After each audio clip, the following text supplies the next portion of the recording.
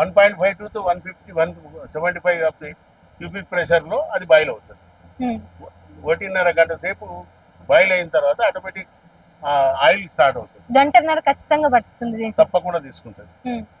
మళ్ళీ గంటన్నర సేపు డ్రాప్ అవుతుంది ఆయిల్.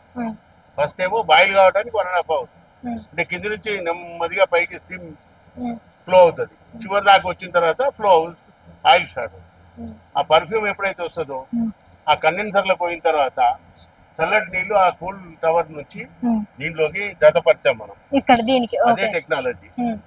ఈ కూలు ప్లస్ ఈ ఫ్లేవర్ స్టీమ్ రెండు కొలాప్స్ అయిపోతే ఈ కండెన్సర్ ద్వారా ఈ సపరేటర్కి వస్తుంది. ఆ సపరేటర్ 3 భాగాలుగా విభజించి ఒక పక్క జెరేనియం ఆయిల్, ఇంకొక పక్క హాట్ వాటర్, ఇంకొక పక్క cool water. Separator main subject ఇదే.